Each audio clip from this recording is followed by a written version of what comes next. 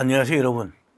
좀 생소한 강의 제목을 들었습니다. 뭐 강의라고 그럴까요? 설명에 거인의 업계에서 미래를 보자. 뭐 흔히 듣는 말씀일 겁니다만은 한국 발전에 큰 공을 세우신 재계의 어르신들 업계 위에 보자 그런 뜻이고요.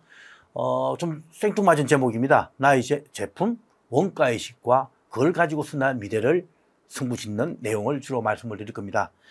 저는 사단법인 대우세계경영연구회에서 한국 청년들을 동남아 쪽으로 진출시키기 위해서 1년 동안 교육시켜서 또 취업까지 완성해내는 일을 하고 있고, 지난 13년 동안 1,300여 명을 키웠던 그 내용을 가지고서 기반으로 하는데, 그게 어떤 배경을 가지고 있고 어떤 동기부여를 통해서 나한테 영향을 줄 것인가를 소개해드리면서 이 과정에 참여하는 궁금증도 풀고 또 발상도 전환하는 시간이 되시길 바라면서 말씀 나누도록 하겠습니다.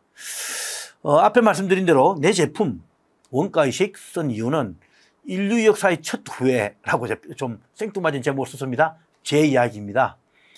대한민국에 이렇게 성장하고 건강이 좋아지면서 베이비부모 세대의 한복판에 있는 게 제 입장인데, 그러다 보니 생각지도 않게 평균 수명이 연장이 됐습니다. 약 한 60년 사이에 30세가 해마다 0.5세씩 늘었으니까 아주 획기적으로 늘었습니다. 그런데 우리가 살아가고 있는 방식이라든가 일을 선택하는 방식, 직업을 선택하는 방식이 똑같은 방식으로 하고 있더라. 스펙도 같은 식으로 하더라.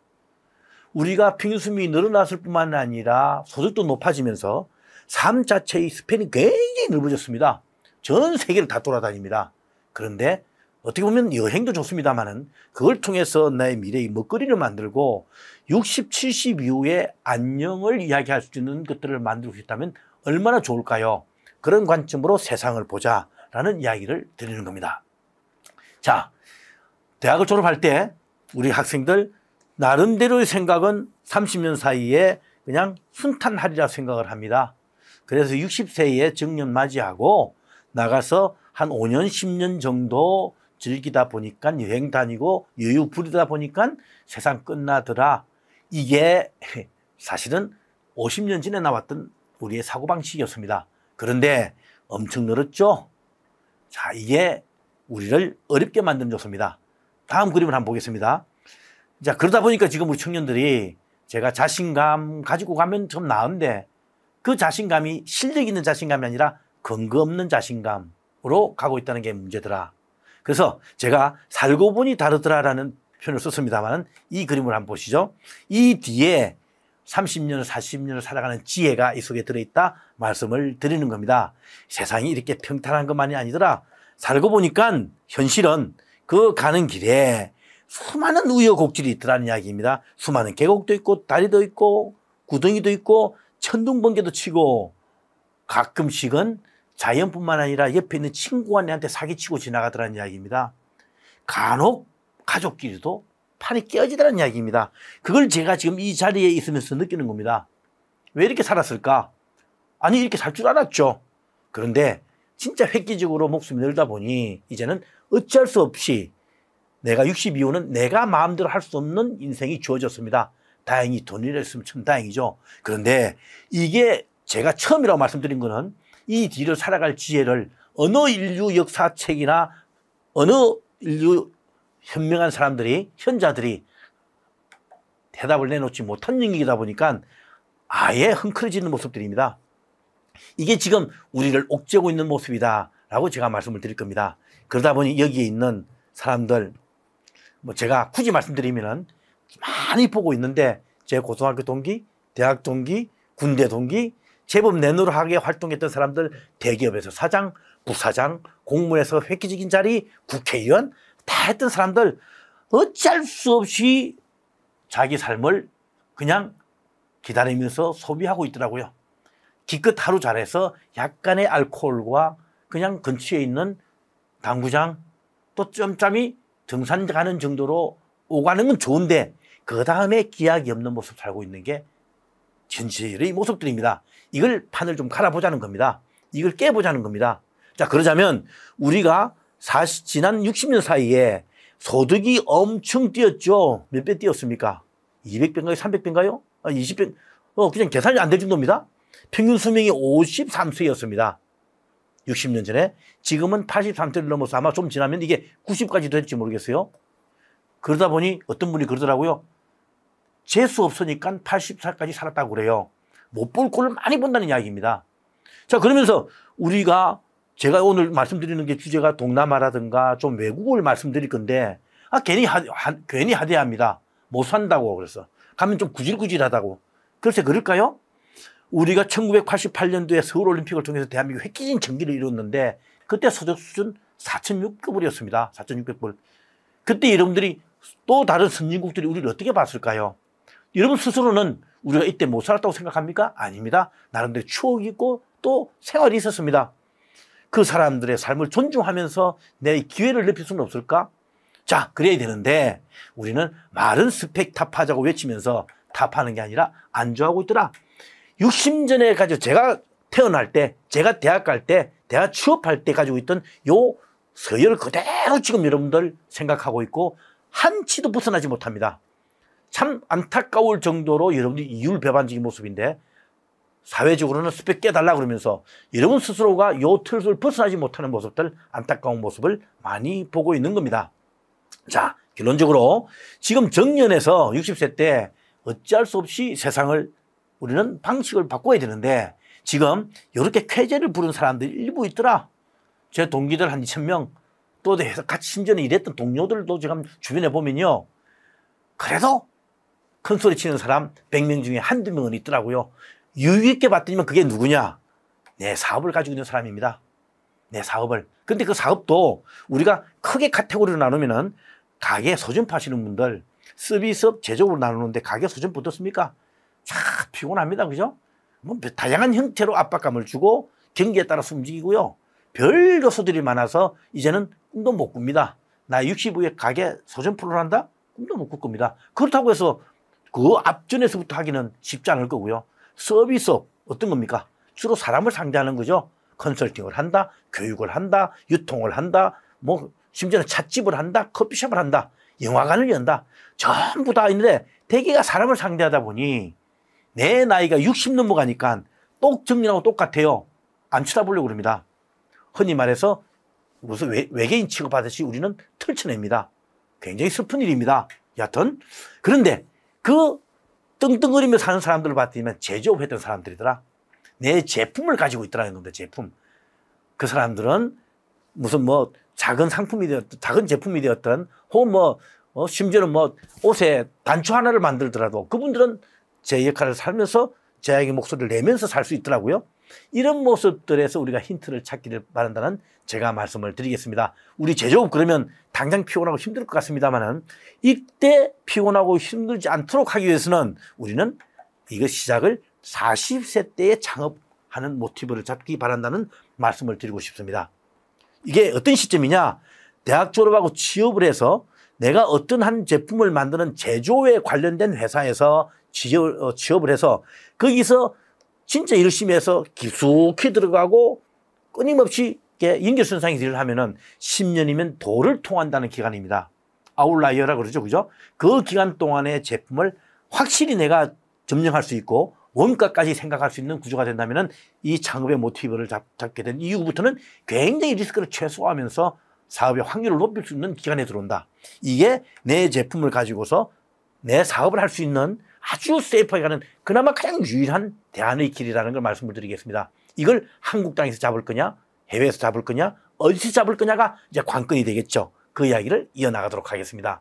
자, 그런데 아까 말씀드렸죠? 우리 대학생들 스펙은 깨자 그러면서 대학교 학점, 자격증만 계속 논하고 있습니다. 취업 준비 이게 전부가 아니죠. 스스로가 외워서 시험 치는 쪽에 다 여러분들이 목숨을 겁니다. 다른 판으로 가야죠. 판을 흔들어야죠. 토익 좀 죽으면 어때? 라고 그러면서 실제로 또 여러분들이 자꾸 그게 또 매여 있단 말입니다. 그렇다면 차제에 아예 다른 언어, 다른 지역으로 가서 내가 할 수 있는 길은 없을까? 내가 가진 다른 길을 이용할 수 있는 데는 없을까? 제가 이 다른 언어라고 하는 것은 대한민국을 떠나는 과정을 한번 생각해 보자. 떠난다고 해서 뭐 대한민국 국적을 포기하는 게 아니라 오가면서 일할 수 있는 지역은 없을까 생각을 좀 해보는 겁니다. 자, 거기에 제가 자꾸 눈길을 돌려보겠습니다. 지난 코로나가 뭐 지금은 끝났고 뭐 좀 많이 회복이 됐습니다만 2020년에서 2023년까지 3년간 되는 동안에 이 학번에 계신 분들은 한 1년 혹은 2년 혹은 길게는 3년 동안 학교에 적을 두고 있으면서 많은 등록금을 내고도 실제로 여러분들이 대학이 가진 가장 중요한 기능, 인간관계, 사람까지 어울리고 다양한 활동을 통해서 내 미래를 그리는 기능들이 다 죽었습니다. 거리두기, 여행 제한 때문에. 그러니까 이 1년 정도만 여러분들이 이게 타치가 돼 있다면은 벌써 사회에 나가면은 우리가 어른들이 보는 눈이 다르고 또 다른 사람들이 보는 눈이 달라집니다. 뭔가 좀 어색합니다. 그런데 여러분 그걸 못 느껴요. 저도 이 자리에서 이런 강의를 하고 이런 설명을 하다 보니까 제가 연구하고 많은 사람을 지켜본 과정으로 말씀드립니다만은 일반 어른들도 잘 모릅니다. 그냥 쟤는 좀 부족하네, 좀 어색하네 라고 이야기합니다. 누구 잘못입니까? 누구 잘못을 따질 때도 아니죠, 그죠? 자, 그럼 이걸 어떻게 하겠습니까? 우리가 대학 과정에서 가까이 지내고 인간관계를 한다는 것은 전문 분야 학습을 통해서 대화를 통해서 공감하고 문제를 풀고 좀 더 높은 수준의 학문을 추구하는 거고 또 그 인간관계를 통해서 무기력함을 펼쳐내고 또 우리가 새로운 세상을 나아갈 수 있는 힘이 되는 건데 완전히 단절이 된 겁니다. 그런데 4년 동안에 한창 배울 시기이기 때문에 1년만 요 틀 속에 들어가면 여러분들 경쟁력이 확연히 떨어진다는 걸 저는 느낄 수가 있고 지금도 많이 보고 있습니다. 흔히 말하는 언준형 외톨이로 갈 가능성이 있다는 겁니다. 이건 왜 이렇게 현상이 생기느냐. 인간관계가 어색하기 때문에 여러분들을 이해 못하는 선배들이 혹은 여러분들이 보면 어른들이 야, 너 왜 그래? 라고 한 두세 번 잔소리하고 그걸 약간 힘을 줘서 야단치듯이 하는 순간에 나는 다시 만나기 싫습니다. 여러분도 모르는 사이에 그냥 만나기 싫어요. 그러니까 그 만나기 싫은 걸 극도의 단어를 씁니다. 그래서 자꾸 우리가 실드를 치죠. 안 만나면 누구 손해입니까? 여러분 손해입니다. 왜냐하면 인간 세상은 전부 다 관계를 통해서 만들어지기 때문에 그런 겁니다. 그럼 이게 자꾸 늘어나니까 어찌할 수 없는 사회에 들어가는데 사회는 여러분들 지금 눈길을 주지 않고 있습니다. 이 문제의식을 가지고 있지 않다는 이야기입니다. 이거 심각하게 좀 보셔야 되는데 이 교육 과정을 통해서 동남아 언어를 배우는 과정을 통해서 요 외톨이의 가능성을 최소화시키고 줄여나가는 쪽에 저희는 기회를 만들어서 오늘 설명을 드리려고 한다. 그렇게 보시면 될 것 같습니다. 자, 그래서 오늘 드리고 싶은 이야기는 글로벌 해외로 나가서 인간관계에 대한 회복도 할 수가 있을 뿐만 아니라 전혀 다른 언어를 습득함으로 해서 그 나라 국민들하고 격이 없이 지내서 내 미래에 내 사업을 펼칠 수 있는 길을 가자라는 게 이 내용의 전체 요지가 된다는 걸 말씀을 드리겠습니다. 특히 한국에 있으면 보는 순간에 너 어느 학교 나왔어? 많이 묻죠. 그런데 해외 나가면 우리는 사실 사람들을 분간을 못합니다. 인종을 떠나고 사실은 국가를 좀 달리하면 모른대요. 실제로 심리학자들이 그런 이야기를 하고 있습니다. 분별력이 한계를 당한다 이야기입니다. 주로 아프리카에 계신 분들 또 동남아에 계신 분들 사실은 제가 인터넷에서 임의로 따왔습니다만은 아마 여러분들도 보고 쉽게 분간 못할 겁니다. 여러분들이 어른을 보고 분간도 못하죠. 제가 또 여러분들 세대를 보면 분간 못하겠더라고요. 이게 여러 이유가 있습니다만 이유를 생각하고서라도 나를 자기들이 고정관념에 의해서 사람을 헤아리는 게 아니라 그 사람이 하고 있는 행동과 그 사람의 능력을 통해서 외워서 시험 치는 게 아니라 어떤 일을 치려는 일머리를 통해서 나를 평가해 주는 곳에 나를 던져보자, 집어넣어보자 라고 제가 도전적인 말씀을 드리는 거다 보시면 될 것 같습니다. 그래서 거기에다가 다행스럽게 우리 정주영 회장님, 이병철 회장님 또 제가 모셨던 얼마 전에 돌아가셨습니다만 김우중 회장님 한쪽은 제조업, 한쪽에서는 건설, 한쪽은 전 세계를 누비셨던 분들이 만들어 놓은 대한민국의 크고 작은 여러분들을 도와주는 지원해 주는 제도들이 있습니다. 그분들이 어깨 위에 올라서자. 그럼 세상을 좀 더 깊고 멀리 볼 수 있는 길이 생길 거다. 그게 말씀드리는 해외요. 또 다른 언어를 통해서 또 이 과정을 통해서 나의 인간관계를 능력을 회복을 통해서 앞으로 살아가는 인생을 다시 한번 리디자인할 수 있는 길을 만들어 보자는 게 오늘 드리는 말씀의 요지가 됩니다. 어떤 방식으로 갈 거냐? 동남아 해외로 나간다고 했지만 좋은데 봤더니만 북미 유럽 문 잘 안 열어줍니다. 아니 전 세계가 다 자기 일자리는 아주 방어적입니다. 왜냐하면 함부로 풀어주면 그 나라 국민들이 반발하겠죠. 그러니까 자기들이 사람을 못 구하는 쪽만 열어줍니다. 대표적으로 북미나 유럽이 그래요. 소위 스템이라고 하는 요 전공만 오면 그냥 비자를 주는데 나머지는 굉장히 까다롭게 심사를 합니다. 굉장히 어렵게 비자를 줍니다. 왜? 안 그러면 자기 나라 일자리를 갉아먹기 때문에. 우리도 우리 한국에 일자리에 우리가 가고 싶은 회사에다가 여러분들 외국인이 계속 들어오면 싫어하겠죠. 똑같은 논리입니다. 중남미 한국 기업 좀 가 있습니다만 어떻습니까? 이거는 벌써 주로 제조업 아주 미국을 향하는 굉장히 자동차 가전제품이기 때문에 대기업밖에 없습니다. 이왕 해외로 나간다면 취업하면서 일할 때 좀 약간 중기업, 중소기업을 통해서 짧은 시간에 폭넓게 배울 수 있는 그런 일자리를 저는 권해드리는 걸 목표로 하기 때문에 표현을 이렇게 좀 쓰는 겁니다. 중국은 자기중심주의죠. 최근에 글로벌 차원에서는 굉장히 우리가 접근하기 좀 어려운 지역이 벌써 돼버렸고, 일본 좋습니다만 한국 친구들 많이 갑니다만은 제가 보는 견지에서는 코딩 같은 작업을 통해서 단순 반복적인 업무, 컨트롤 C, 컨트롤 V를 통해서 일하는 좀 수준 낮은 일들, 그래서 여러분들 쉽게 직역화해서 그 일에 종사하는 사람들은 삽질한다라고 표현하는 일종의 가능이기 때문에 저는 좀 권하는 걸 꺼려하는 편입니다. 대양주, 호주나 뉴질랜드 이런 말씀드리면 그저 어린애를 돌본다든가 좀 연세 드신 분들을 케어하는 그런 쪽 일만 지금 오픈되어 있는 상태다.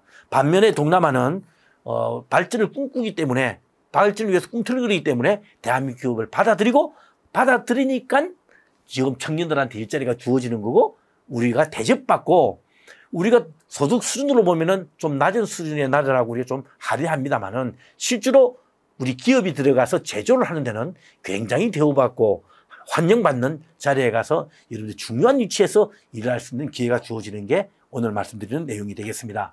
자, 약간 눈을 돌려서 우리가 한 기업에서 물건을 만들 때 제품을 만들면은 디자인 포함해서 생산, 판매 영업, 금융재무, 물류배송, 커머스라든가 홍보, 원부자재, 원구매 이런 것들이 막 조합이 됩니다. 한국에서는 전부 다 한 지역에서 일어나는 것 같습니다만은 이런 식으로 전 세계 다른 나라 나가서 일을 하다 보면 디자인은 유럽에서 가져오고 생산은 동남아에서 하고 원부자재는 일본에서 가져오고 이커머스 홍보는 미국에서 생각을 하고 물류 배송, 금융 재무는 뭐 싱가포르 돈을 가져오고 이와 같이 굉장히 다양한 조합이 일어납니다. 비교 우위라는 차원에서. 그런데 이 제품 118만 원 몽블랑 가방, 백팩 하나 나이키 신발 하나 21만 원 하는 건데 여러분 왜 21만 원? 이게 왜 이렇게 비싸? 영문 압니까? 그냥 나이키니까 비싸요? 브랜드 값이에요? 아니에요. 제품 만드는 기준이 있고 지침이 있습니다. 우리가 볼 수 없습니다. 그거는 볼 수가 있는 일이 아니죠. 그런데 이걸 볼 수 있는 이체가 뭐 어떨까요? 그런데 이렇게 만든 물건들이 어디서 만들어질까? 생산에 한번 주목을 해봅시다. 이거는 사람 손에 의존할 수밖에 없는, 마지막에는 결국 박음질을 해야 되고 사람 손에 의해서 움직일 수밖에 없는 그런 제품이다 보니 인건비가 싼 곳으로 갑니다. 그리고 노동집약적 산업이라고 해서 동남아에서 많이 만들어집니다. 반면에 여기에 우리 한국의 그 라면 같은 경우는 어디서 만들어질까요? 여기는 생산으로 따지면은 혹시 여러분들 동남아 베트남이나 태국이나 인도네시아에서 라면 만들었다 소리 들어본 적 있습니까? 아니 이렇게 여쭤볼게요. 동남아에서 만드는 게 유리할까요? 미국에서 만드는 게 유리할까요? 자, 그 판단 기준이 뭘까요? 아까 말씀드렸죠? 사람 손이 얼마나 들어가야 되는가. 이 제품들은 제품의 그 뜨거운 기름 때문에 위험성이 있을 뿐만 아니라 굉장히 단순한 것들이 반복이 됩니다. 그래서 왜 자동화 시키고 컴퓨터화 시킨 것들이 많이 발달이 돼서 거의 전체 다가 자동화되어 있다. 그러면 이거는 사람 손에 의존하지 않기 때문에 인건비가 싸다는 것은 아무런 이유가 되지 않습니다. 초기에 돈을 좀 많이 집어넣더라도 계속해서 반복해서 찍어낼 수 있는 곳이 훨씬 유리하고, 그렇다면 선진국이라고 하는 지역에서 만들수록 깨끗할 것이다, 위생관리 잘했을 것이다 라는 확신을 주기 때문이죠. 브랜드가 있으니까. 그래서 오히려 한국보다는 이 제품들은 미국에 공장을 두고 있습니다. 그리고 실제로 미국에 가면 공장들이 있는데 그게 현지 사람들을 많이 고용하느냐, 별로 효과가 크지는 않습니다. 자동화되어 있기 때문에.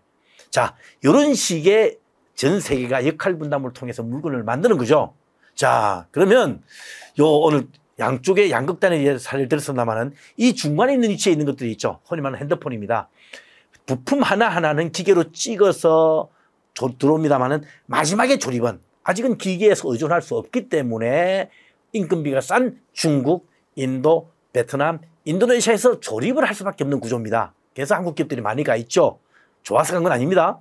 뭐 사람이 좋아서 그건 좀 어려운 것 같고 임금비가 싸기 때문에 가 있습니다. 이렇게 해서 역할 분담처럼 백팩이나 동남아에서 임금비를 보고 가는 거고, 저 핸드폰 같은 경우는 모든 원자재들은 자동화가 되어 있는 곳에서 만들어서 동남아에서 조립만 하고, 그 다음에 저는 식품류 중에 특히 저런 식품류들은 선진국에서 만드는 게 훨씬 더 돈이 되더라. 그래서 이걸 저는 묶어서 수동, 반자동, 자동의 단계로 넘어가면서 제품의 가격을 낮추고 원가를 낮춰서 세계적인 경쟁력을 같이 가는 거다. 이렇게 보시면 전체적인 개념을 잡을 수 있을 겁니다. 그럼 오늘 여러분한테 제가 말씀드린 이야기는 라면 시장이 사실은 좁습니다.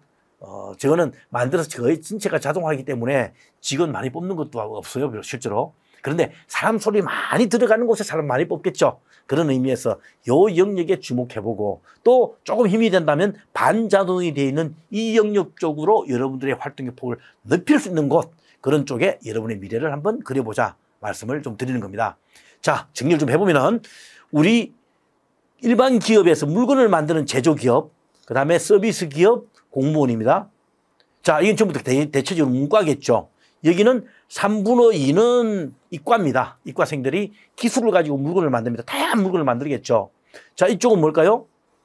문과생입니다. 그래서 이과생들이 싸게 만들면 문과생들이 비싸게 만드는 제조의 기술과 생산성과 여기는 마케팅이라는 이름으로 이루어지는데, 이게 ICT 기술 발달 보니 이게 문과생들이 하고 있는 마케팅을 위한 작전 같은 것들 옛날에는 사람 손에 의존해서 데이터도 뽑고 통계를 가지고서 작전도 짜고 영업을 해왔는데 이게 미리 프로그램 했더니만 밤새 빅데이터를 다 타고 들어옵니다. AI가 다 데이터를 만들어줘요.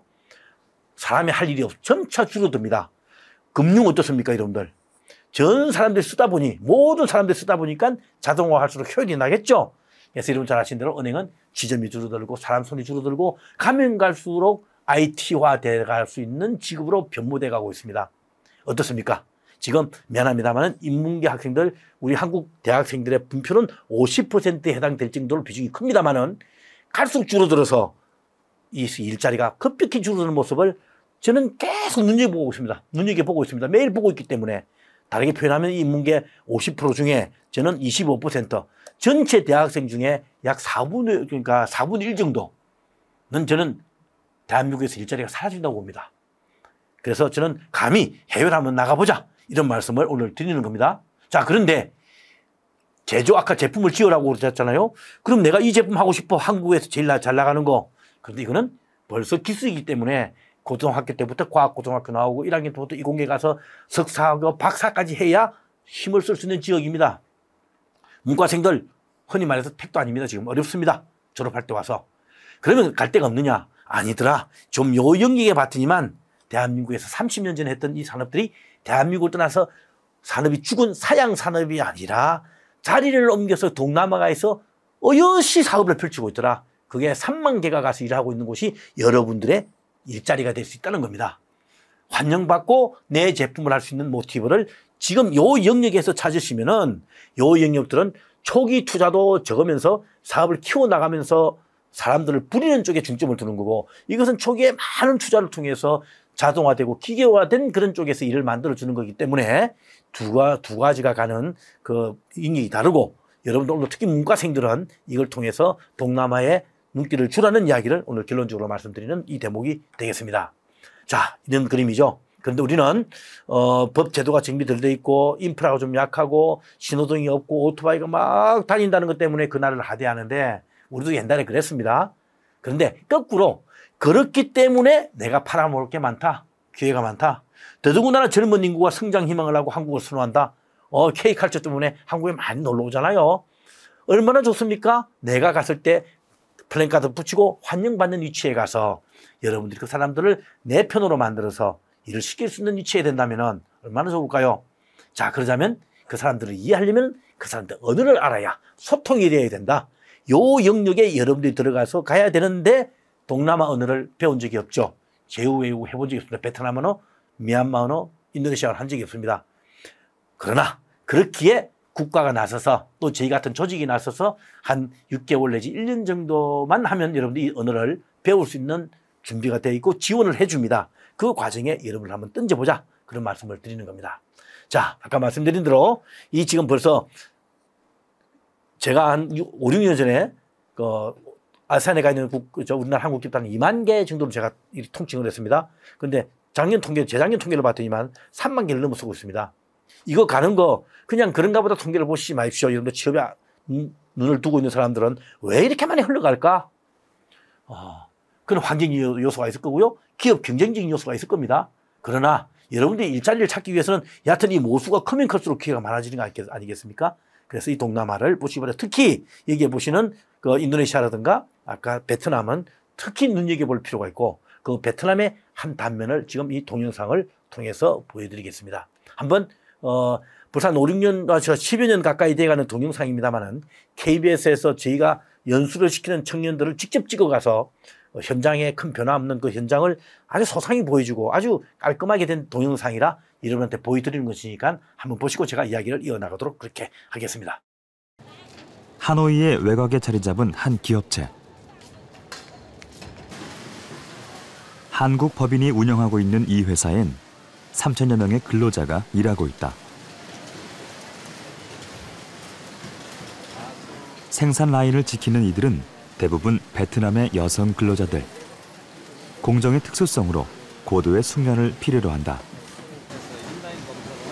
이 회사의 주력 생산품은 스포츠 용품부터 안전성을 갖춘 특수 장갑. 이건 손가락 여기가 상당히 많이 돌아가 있다고. 자, 오른쪽 왼쪽이 다르죠? 상당히 QC와 감독 kiểm tra rồi. Như thế này thì bạn ngon. 불량품을 줄이기 위해서는 베트남 근로자들과의 소통이 필수적이다. 능숙한 베트남어로 근로자들에게 공정을 설명하는 김태욱 씨. 갓 입사한 신입사원이다. 그 베트남의 생활에 익숙해진 현지에서 채용한 직원이기 때문에 생활이라든가 베트남 현지 공인들과의 대화라든가 그 문화에 대해서 굉장히 잘 알고 있기 때문에 아주 흡수하는 데는 굉장히 흡수력은 좋습니다. 네. 경력이 굉장히 많으시기 때문에 같이 있는 것만 해도 굉장히 큰 도움이 되고 있습니다. 앞으로 유능한 인재가 될 겁니다. 예, 잘 보셨죠? 짧은 전체 한 1시간짜리인데 아주 필요한 부분만 잘랐는데 그 공장의 모습들입니다. 아주 깨끗하게 정렬되어 있는 모습에 그 일하는 모습들이죠. 아마 여러분들 부모님들께서 동남아 가서 이런 쪽에 일한다 그러면 아마 4, 50년 전에 한국의 이 공장들은 되게 열악했습니다. 선풍기도 제대로 없고 뭐 환기도 제대로 안 되는 것 때문에 애를 먹었었는데 지금은 이 동남아에 있는 이런 공장들이 전 세계 NGO들이 아주 심하게 감시를 합니다. 그래서 거기 있는 직원들이 일하는데 제대로 대접받지 못하면 금방 불매운동을 일으키는 거기 때문에 굉장히 정돈이 잘 돼 있고 멋지게 되어 있는 공간이라고 보시면 됩니다. 저는 자주 가보는 편인데 자, 거기에 일하는 모습 그중에 한 화면입니다. 이게 계신 여기 있는 가운데 청년이 다음 단계 제가 말씀드린 저희가 키워서 보냈던 동남아 언어를 1년 동안 배워서 이 현장 가서 일하는 청년입니다. 지금 보시는 장갑을 만드는 회사입니다. 뭡니까 그 오토바이 타는 사람 장갑, 골키퍼 장갑, 골퍼들 장갑 이런 것들을 만드는데 전 세계에 마켓쉐어를 30%를 가지고 있습니다. 이 현지인들을 데리고서 일을 하는 겁니다. 조반장들입니다. 그리고 여기서 미싱하는 직원들. 내가 미싱하는 게 아니라 나는 그걸 관리 감독하고 품질 관리하고 생산 관리하는 사람입니다. 근데 그럼 나는 잘 모르잖냐 제품을. 이때 옆에 계신 이분이 기술자입니다. 40년 50년 전에 한국에서 시작을 해서 나이 지금 65, 70까지 가시는 분들이 세계 최고의 기술자들이죠. 압축 성장에서 온 분들입니다. 이분들이 가진 지식을 여러분들이 전수를 받으면서 현지인들의 기술 지도하는 겁니다. 품질 관리를 하고. 자, 힘은 들겠죠. 쉽지는 않을 겁니다. 그러나 이걸 한 3년, 5년만 하고 나면요. 전 세계에 여러분들 유일한 전문가가 될 겁니다. 다른 나라에 없기 때문에요. 그리고 압축 성장했던 선배한테 전수를 받는 거니까요. 그리고 그걸 통해서 일시키는 방법을 알았지 않습니까? 그러면 여러분들이 뭐가 문제가 되겠습니까? 자, 이런 모습을 우리가 만들어간다 생각하고 여러분들 미래를 그리길 바랍니다. 자, 그림으로 그려보면은 한국 기업에서 내가 일을 하면 뭐 과장까지 올라가는데 7, 8년, 임원 팀장까지 가는데 7, 8년, 15년 후가 돼서 자기 어떤 분야에 특수한 전문가가 되어 있을지언정 나가서 아까 60세에 창업하려고 그러니 할 수 있는 게 아무것도 없더라. 너무 늦었더라 이야기입니다. 그런데 동남아에 가서 나는 얘가 이 밑에 있는 위치가 아니라 동남아 사람들을 일을 시켜서 그분들이 제대로 할 수 있도록 가르치면서 자꾸 가니까 굉장히 빨리 습득이 되더라. 그래서 중간관리자 역할, 매니저 역할을 하는데 사장님을 아주 한 2단계, 3단계 거쳐서 만나니까 어떻게 보면 매일 만나면서 그분들이 생각하고 경영하는 방식을 배우게 될 거고 또 여러분들이 핵심이다 보니까 다른 업무도 쉽게 인사이동을 하고 다양한 업무를 동시에 겸직하게 될 겁니다. 힘들어요. 할만하니까 주는 겁니다. 이것도 사실은 굉장히 여러분한테 좀 제가 뭐 이렇게 디스당할 말인지 모르겠습니다만은 이런 욕심내면 좋습니다. 남들이 10년 배울 거 3년 안에 배운다. 그 기반을 가지고서 내 제품 가지고 창업하면 실패 확률을 확실히 줄 수 있는 기회가 된다. 이렇게 되는 겁니다. 자, 어떤 과정이 되느냐. 여러분들 아까 말씀드린 동남아가 전부 다 명품들을 만드는 OEM 공장들입니다. 그 제품을 도면을 보고 부품을 보고 어떻게 작업해야 이게 통과된다는 걸 알고 배우니까 만드는 단계에서 굉장히 많은 학습이 일어납니다.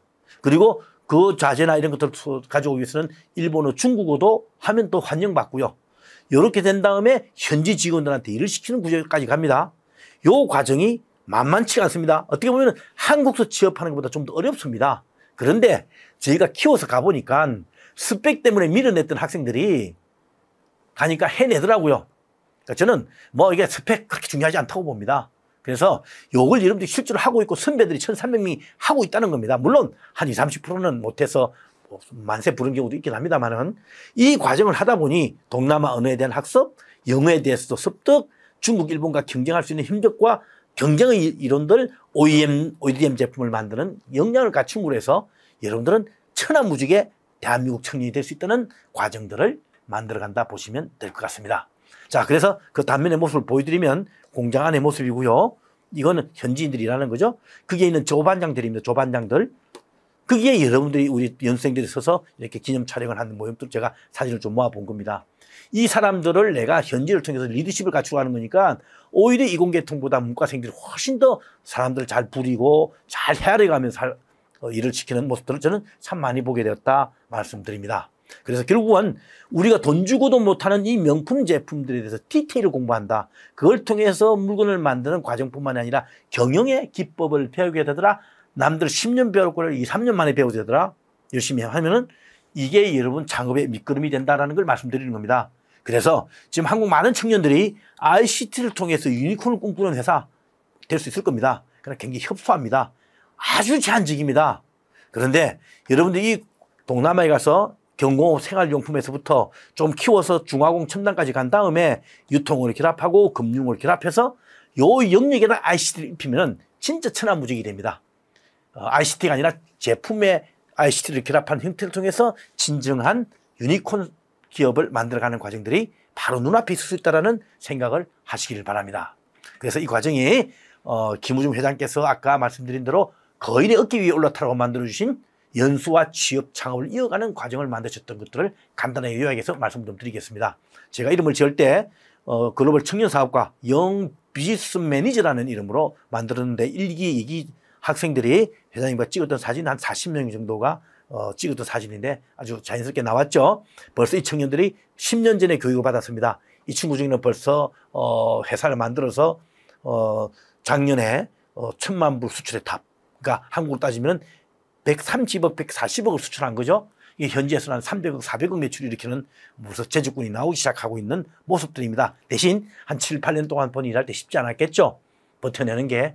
그러나 그 고비를 넘기니까 나도 모르는 사이에 살이 붙고 근육이 붙고 맷집이 생겨서 자기 걸 만들어가는 과정들을 들어갔다 보시면 될 것 같습니다. 이 전체 과정은 저희가 선발을 해서 교육연수 9개월 내지 한 10개월, 11개월 동안에 1인 한 2,600만 원 돈 드는 것들을 1,400시간 교육을 시키는데 현지 가서 전부 다 합숙을 합니다. 현지 대학을 빌려서 합숙하는데 전부 다 우리가 돈을 무상으로 합니다. 그중에 1,300만 원 정도는 정부에서 받고 1,300만 원 정도는 우리가 대우 식구들이 순수하게 돈을 모아서 아무 대가 없이 우리한테 지원해 주는 겁니다.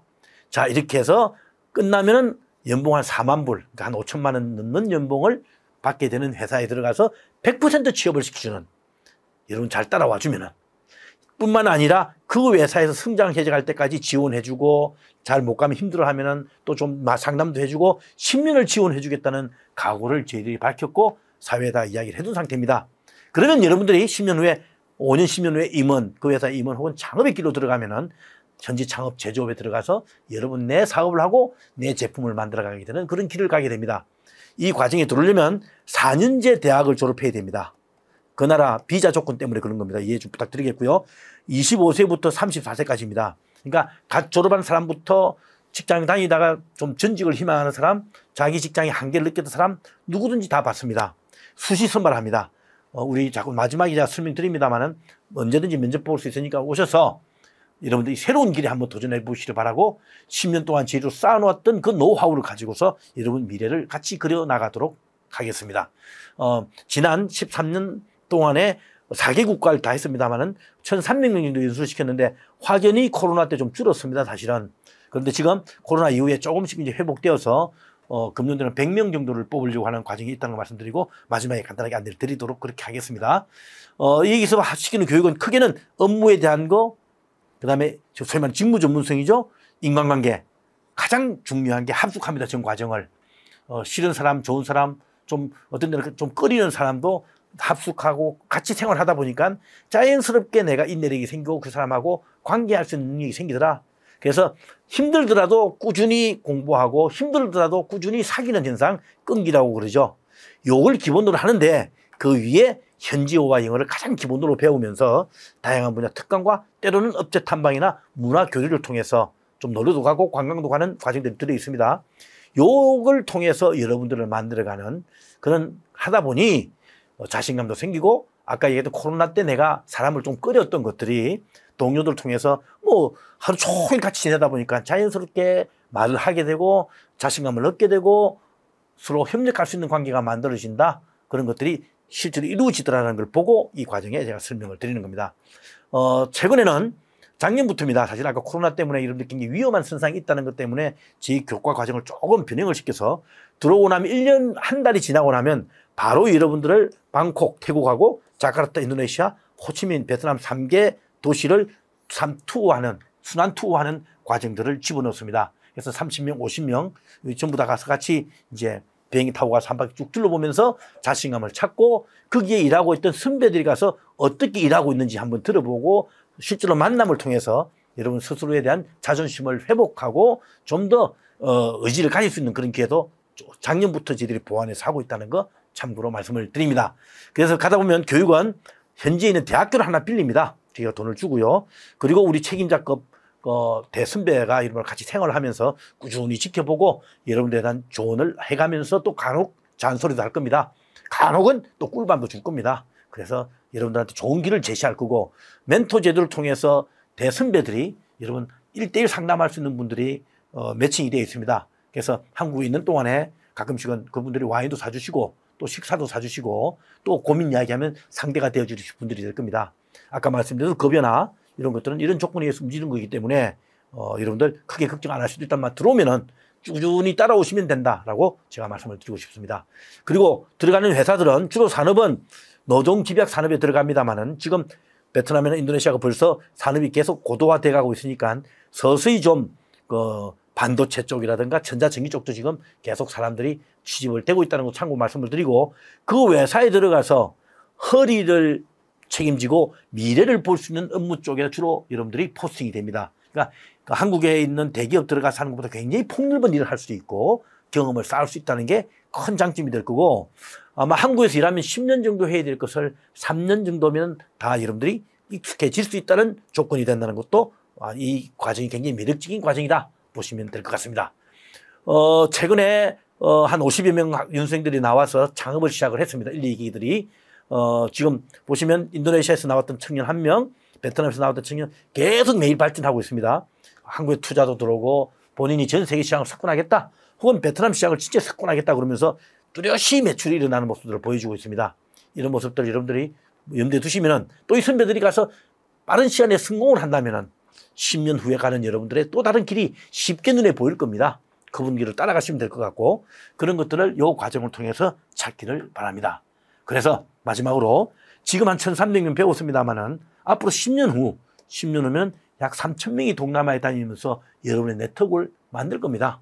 이 사진은 5년 전에 하노이에서 총동문회를 만들었던 사진입니다. 그래서 유태인이나 중국인 황혼 네트워크를 능가하는 비즈니스 동맹체가 되어서 여러분들 미래를 아주 멋지게 만들어가는 대한민국의 알짜 인재들이 되어주시길 바란다는 말씀을 제가 드립니다. 마무리하겠습니다. 아까 말씀드린 대로 내 사업, 내 제품을 가는 중이다. 꼭 관심 가지십시오. 아마 오늘 이걸 들으시고 여러분들 부모님께 이런 말씀을 드리면은 말 된다. 그래. 난 이 생각 왜 못했네. 그래 대우에서 그렇게 만들어준대. 한번 생각해 보십시오. 아마 제 동기들 다 보면 이런 이야기를 하면은 뭐 좀 어렵지만 말 되네. 근데 내가 왜 그렇게 안 살았을까 하는 생각들 다 합니다. 지금 제가 이 논리를 많은 사람들이 좀 이야기를 해봅니다. 다 매력적으로 받아들이는 요소가 될 겁니다. 자, 특히 오늘 이 내용을 들은 1, 2, 3학년들 계시면은 앞으로 학교 다닐 동안에 시장을 주로 보시기를 바랍니다. 규모를. 그러면 선진국 가셔야 될 겁니다. 교환학생, 현장 실습 많이들 가시고요. 그 다음에 4학년 졸업할 때 되면 꼭 산업을 보십시오. 나라마다. 시장과 산업을 다 보시되 내가 현실적으로 내 취업을 해서 되는 물건을 만드는 쪽에 가야 되고 그 물건을 파는 쪽이고 이 두 가지를 다 볼 수 있는 시야를 대학생활 동안 빨리 경험하셔서 여러분들 그래 나가면은 코로나의 후유증도 털어내고 여러분의 미래를 자신감 있게 출발할 수 있는 길이 만들어진다라고 보시면 될 것 같습니다. 지금 사람을 뽑고 있는 중입니다. 그 내용을 좀 했고요. 6월 달에 저희들이 이제 시작을 할 거기 때문에 6월 한 10일까지는 저희들이 계속 면접을 보고 있을 거고 참고하시기를 바라고 또 하반기에도 그 연수를 시작할 겁니다. 하반기에도 뽑을 거고요. 내년도 또 할 겁니다. 앞으로 힘이 닿는 한 꾸준히 10년, 20년 이어갈 거기 때문에 1, 2, 3학년들 꼭 눈여겨봐 주시길 바라면서 지금 선발하는 어떤 정보는 요 QR코드를 통해서 저희 홈페이지에 접속을 해서 정보를 여러분들 접하시길 바라고 오늘 말씀드렸던 이 결론적인 모든 이야기를 잘 새겨 들으셔서 이제 두려움 떨지 말고 이제는 일자리가 힘격하게 줄어드는 게 눈에 보이는 대한민국을 떠나서 아니 대한민국 떠나는 게 아니죠. 더 넓은 대한민국 글로벌 차원에서 활동하는 여러분을 만드시기 바라고 거기에서 꿈을 키워나가고 여러분 미래를 기락하기 바란다는 말씀을 드리면서 오늘 제가 소개해드리는 내용 이걸로 마치겠습니다. 좀 하다 보니까 좀 길어졌는데 요 정도 이야기가 되어야만이 이 전체 얼개를 여러분들이 이해하고 또 여러분들이 좀 뭘까 설득이 될 것 같아서 말씀드렸는데 잘 헤아리셔서 남다른 과정입니다. 전 세계에 없는 과정입니다. 선배들이 어른들이 어깨를 만들어서 내놓았을 때 그 위에 올라타서 여러분 미래를 멋지게 만들어 나가시길 바란다는 말씀을 다시 드리면서 긴 시간 동안 경청해 주셔서 감사합니다. 마치겠습니다.